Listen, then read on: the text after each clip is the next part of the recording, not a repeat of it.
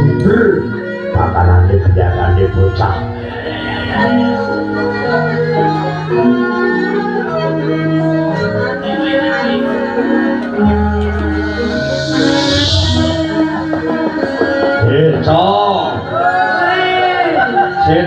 Setan belis gundul ayo do bujak metu saka grumbul aja ning jero aja turu yo bujak golek mangan yo golek wong sing kantuk golek wong sing turu aku kok tinggal micek di gondro dipangan yo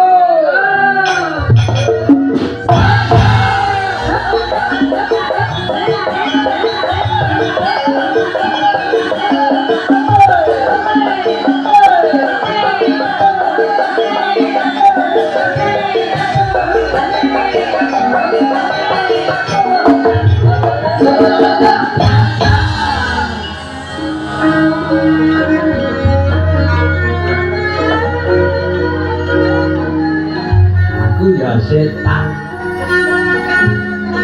jenengku setan pinjol saka kibon aku ya boleh pangan ning panganku jadi panganku dudu sego panganku jangan sing sangu turane wong yo pangan daging di panganku ayo cok jasa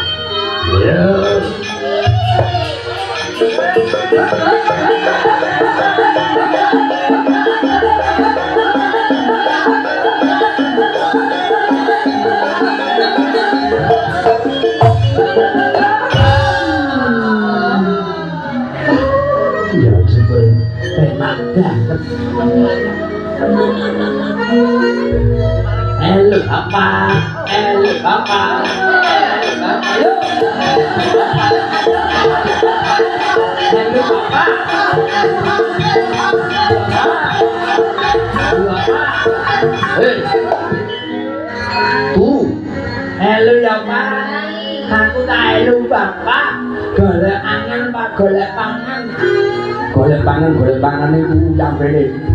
bayi kok melek oh dulu ya Pak mengenai tekan golek tak guna ya tak dulu Pak kon turu kok ngene halo Bapak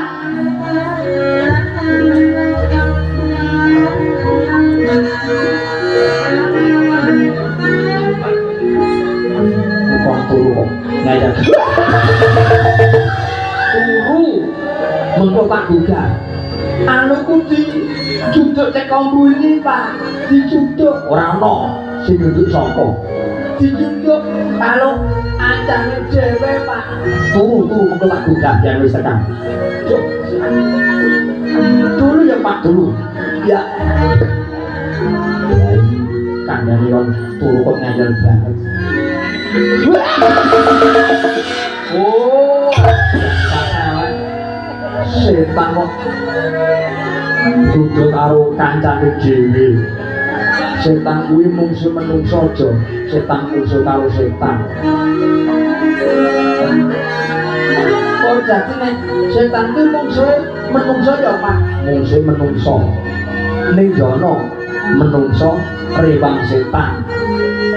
buktine wong sing sugih ora gelem nyambut gawe ngingu tuyul penting mungil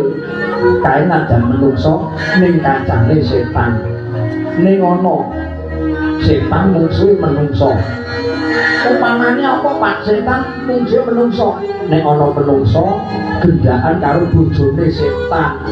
ya kuwi setan dadi mungsuhe menungso Udah, ayo.